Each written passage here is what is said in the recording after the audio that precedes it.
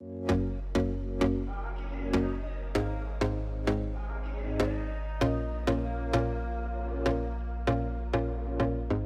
we are on our last sermon of the Soul Care series. At the last 2 weeks, we have been talking about forgiveness and wound healing.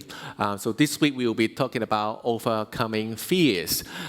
If you think about, I'm going to talk about phobia as a fear of something, something to do with cockroaches, darkness, or being alone, or whatever that you might be scared of, you might be hugely disappointed this morning because that's not what I'm going to talk about. But in fact, there are plenty of remedies if you're talking about those situations on the internet. So here you go. So fear not, wife is coming. Stay calm and love food. Be calm and carry on. No stress, it just breaks fail. Relax, coffee is on its way. Keep calm and don't look whatever that you're trying to avoid looking at. Be still. I'm kind of a dentist. Don't worry. You're only 50. It's all right. You only die once. Stay put. The snake won't bite. So remedies on the internet for whatever situations you're in are plentiful. But I'm not going to talk about that today. But if you're talking about fear of uncertainty, fear of failures, or fear of making a decision, well, the message this morning might address some of those issues that you might have. In fact, if you look at soul care, it talks about it is often in our fear that we sin. It's often because of fear we fail to follow God where He leads. So you notice they talk about fears in the context of sins. And when the author talk about sins, it's not so much about something that we commit that is harmful, unethical to ourselves or to someone else. It's not so much about what God doesn't want us to do, but we did it. But it's more about something God wants us to do, we just didn't do it. So it's the other way around. And that set the whole direction for the topic that I'm going to go through with you this morning. And there are a few questions I want to address through the sermon this morning. Is when fear strikes, how do we behave? And why do we behave in certain ways out of fears? And is there a better way to overcome fears according to the Bible and according to laws, His will? Is there a way we can deal with our fear a lot better? So these are the 3 questions I want to explore this morning. And the first point I want to make is because of fear, we missed our destiny. I want to start with you with a very familiar story, and that comes from Numbers chapter 13. We can't attack those people. They're stronger than we are, and they spread among the Israelites. A bad report about the land they have explored, and they said the land we explored devours those living in it. And all the people we saw there are of great size. We seemed like grasshoppers in our own eyes, and we looked the same to them. You remember what was the context of the story? Yeah, it was about the Israelites. They fled Egypt out of the protection, under the protection of God, and they were at a point they were about to enter the promised land, the place where they have been longing and waiting for. That's basically the biggest blessing they can ever receive from the Lord. And they were there, right there, waiting to get in. Now, in those days, the concept of land is very different. In our generation, you might be thinking a land is a place where you build a house. But for the Israelites in those days, a land, they have a really deep connection with the land. A land is a place where they play, they do their work, and they live. So there are multiple purposes there. The land is a place where they provide and supply their own family and also supply their own community. The land is a sign of wealth. Is a sign of God's blessing. There is a very deep connection with the land, and they will have generation after generations to defend the land they get. So it's very important to them. It's very different from what we do these days, and they are very serious about the land. So therefore, when they want to enter the land, the place where God promised them, they are taking it really seriously, and hence they are very careful before they enter. Now, as a result of that, because they're so serious about the land, they send out 12 spies to actually go into the land and have a look, explore what the land is like, do some risk assessment, do some investigation to find out what is going on there. And what happened is 12 spies, they come back, they all agree the land is beautiful, it's fertile, it is full of honey and milk, it's a beautiful place to live. And all of them agree the land is occupied by giants. Compared to their size, they are very small, but there are strong challenges there, and these are the giants who live there. But what is different is, out of that 12 spies, there are 10 of them saying, well, because the giants are too big, don't go in. But there are 2 spies, they think, well, this is God's promise, we must go in. And they urge everyone, well, don't look at the situation. Because the land has been promised by God, we must go in. The majority of the Israelites, they were trembled with fears. They were so nervous, they disobeyed God. And when you remember the story, you know, because of fear, they displayed multiple fear-based behavior. Because of fear, they spread more fears among their own community instead of spreading hope. Because of fear, they take on more the bad news instead of looking at the good news. And because of fear, they fail to see the beauty of the land, but they only focus on the giants, on their bigger enemies. And then, this is what happened. On that night, after they received the report, all the members of the community raised their voices and wept aloud, grumbled against Moses and Aaron. If only we had died in Egypt or in this wilderness, why is the Lord bringing us to this land only to let us fall by the sword? Our wives, children will be taken as plunder. Wouldn't it be better for us to go back to Egypt? And they said to each other, we should choose a leader and go back to Egypt. Because of fear, the Israelites, they concede the match even before it starts. Because of fear, they discuss the wrong things. They were discussing the strategy to leave the land rather than discussing the strategies to get in. So what they have done is, well, maybe we should be nominating another leader to take us back home, to go back to Egypt to be a slave, rather than going into the land God has promised us to do. You know, when we are fearful, when out of fear, sometimes we discuss the wrong things. We focus our energy on something God doesn't want us to talk about. And as a result of that, God said to them, how long will this wicked community grumble against me? And he sent them back to the wilderness to wander for another 40 years until the generation who grumbled against God passed away. So an entire generation, they failed to get into the land because of fear. They deprived themselves of claiming God's promise, heading towards their divine destiny and their inheritance because they grumbled against God. You know, when we talk about overcoming fear, we've got to do some actions. Overcoming fear always involves actions. But you look at the Bible, look at this story, their investigation, their homework, they went in to do a risk assessment in the land was never condemned. It was okay if you want to study before you conquer the land, it's perfectly fine. But what they have not done well was when they received the report, they were so convinced. They put more weight on the report than God's promises. God promised His protection. God promised He's going to give them the land. But then when they received the report, they only trust the report. They only trust their own evaluation of the situation instead of putting their faith in God's promise. And that's where they stumble. Overcoming fears always involves action. But if we only rely on our own evaluation and put too much weight on it and fail to see God is helping us, there is the problem. It happens in our own world all the time. If you have a severe illness, you might trust, you might believe what you read on the internet. And sometimes you wonder, how can you guarantee you pray to God instead of praying to the medical professionals? How can you read the report and be so convinced you don't even wanting to pray to God? You don't even bother to pray to God.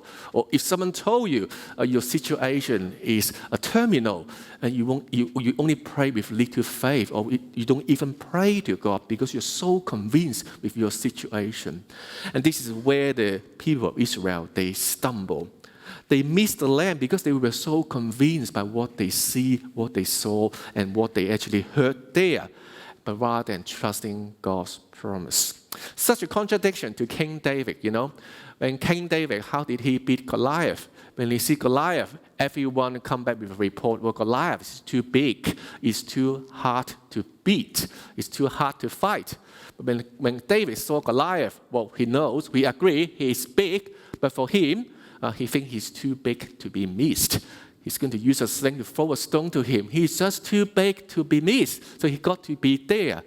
And you can see for the same report, some people flee, some people would opt to fight. It's a different interpretation, because if you interpret your situation in the light of God's promise, in the light of God's protection, you will move forward rather than going backwards. The same report, some people choose to flee, some people choose to fight. And because of the report, the entire generation, they said, we will go back, and they missed their destiny. And there are two spies, they said to the Israelites, only do not rebel against the Lord, and do not be afraid of the people of the land, because we will devour them. Their protection is gone, but the Lord is with us. Do not be afraid. They say it twice to the Israelites. Do not be afraid. God is with us. They trust God's promise, and they believe God will protect them. How did they do it? Well, they have the right belief. They believe in God's presence. They believe in God's protection. They believe God is there with them. They're not going to retreat. They are going forward. We need to have the right belief. To overcome fear, you need to have the right belief, and you stand up to it. And you also have faith in God's promise, because that is what He is going to do. Second point I want to make is, because of fear, we run ahead of God. And we do it all the time. I'll take you to look at another story in 1 Samuel. Saul and all the troops with him were trembling with fear. He waited 7 days, the time set by Samuel, but Samuel did not come. Saul's men began to scatter.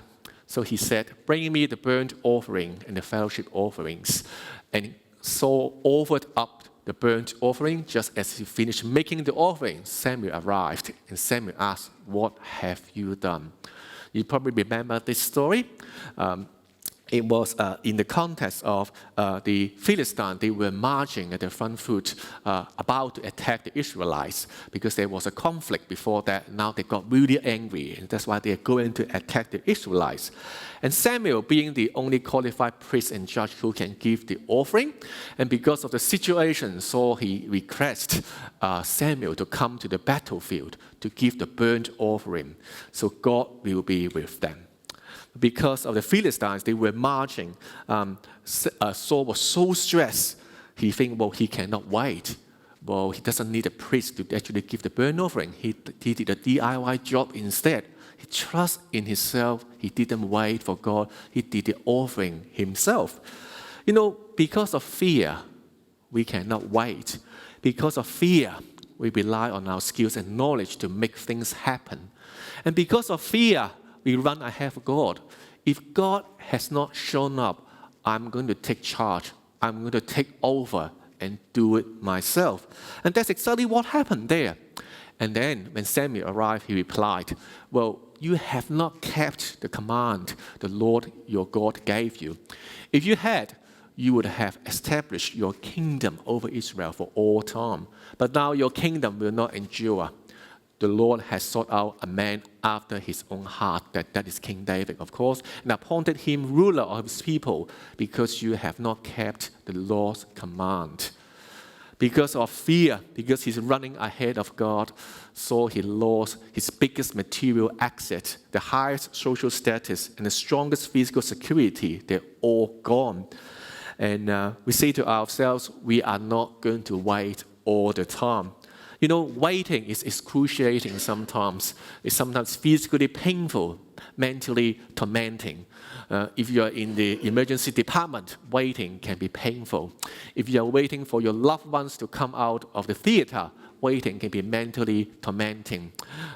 Waiting needs to be justified in our life. If you are waiting for your entree for 30 minutes in a high-end restaurant, it might be justified. But you won't wait for 10 minutes in Mecca because you just don't think it's utterly acceptable. It's utterly unacceptable if you wait at Mecca for 10 minutes. Someone may think, well, waiting is a sign of helplessness. Well, in our generation, waiting, being patient is not a virtue, it's a weakness. Action is active, is a sign of strength. At least we are moving something forward. No one wants to wait. But mind you, if you believe in Jesus, waiting is actually an action in itself. God rather seek out someone who is after his heart, follow him and wait upon him. Wait for him to take the lead instead of jumping ahead of God. And that's what the Bible said here. When you seek God, when you seek out for God, you're not doing nothing while you're waiting, because you'll be praying, listening to God, and trying to find out where he is leading you. When you pray, it means you want to wait for God. You rather God is ahead of you instead of you running ahead of God. It's surrender to God. It's waiting for God to take the lead. There are plenty of things happening in our life you can't really control. You have done whatever you have to do, and the rest you must leave it to God. For example, if you're going through a mortgage, if the house belongs to you, if that is from God, it doesn't really matter how taxing is the mortgage application. You will eventually move into the house. You don't have to email the mortgagee every second day or something. If someone you believe God has been given to you, whether a boyfriend is a girlfriend, you don't need to test the person every 10 minutes. Eventually, it doesn't matter how unrelated you are, eventually you will be together. If you think a job comes from God, even though you did really bad in your job interview, you really fall short in your interview, you will put your foot in the workplace sooner or later. Because you believe God will protect you. You need to trust in the Lord. And without doubt, Saul's challenges is very unique. It's an emergency situation. It's a high-stakes one. If Saul got captured by the Philistines, most likely they would torture him and probably kill him straight away. But yet, in this emergency situation, God still asks Saul, you have to wait for God. And I think that's fascinating. Even in an emergency situation, God still wants us to wait. Our fear can be presented as our pressing anxiety. Our fear can be presented as our impatience. Our fear can be presented as our self-trusting actions rather than God-trusting action. And this is what the Soul Care series said. Sometimes we act in fear rather than wait on God in faith. Sometimes we rely on ourselves, our gifts, and our ingenuity rather than rely on God and His deliverance. Sometimes we just cannot wait. We have to run ahead of God. To overcome fear, action is important, but more importantly, not a self-trusting action, but a God-trusting action. It's okay to do homework. It's okay to look around to find out what is the situation. It's okay to do your own investigation. But if you're so convinced by what you see, what you hear, without thinking, God is the ultimate control, who is the person who is in control of everything, who is the one who promised you, who you can trust, then you are in trouble. Waiting is a God-trusting action. Prayer is a God-trusting action. And listening is a God-trusting action. Hence, the Bible has got two very important Bible verses. Be careful, keep calm, and don't be afraid. Do not lose heart, and be still. Know that I am God. It's asking us to wait, listen, and pray to our God. See how God will do things. To overcome fear, remember Lord's presence. Remember, keep calm. The Lord is on your side. And that's how you fix your eyes on Jesus. You need to interpret the situation in the light of God's promise. And that's how you can focus on Jesus. Interpret the results of your work. Interpret the situation, believing God is behind the scene. The moment when you jump ahead of God, take control, take charge of your situation, you are taking the control away from God and you want to control it yourself. And that means running ahead of God. So what's the take-home message this morning? Well, usually at the end of the sermon, I will give you 3 points to take home. But because today's Father's Day, I give you something special. I give you 10 to take home. Don't be afraid. Put your trust in God. Be courageous. Act in faith, not fear. Keep calm. The Lord is on your side. Don't be distressed. God goes before you. Behold, our Lord is almighty. Fear not, God has redeemed you. Don't you worry, God will provide. Be still, wait for God. Don't lose heart, God is your strength. Fear not, God is my refuge. So listen, pray, and wait. That's the way we overcome fears.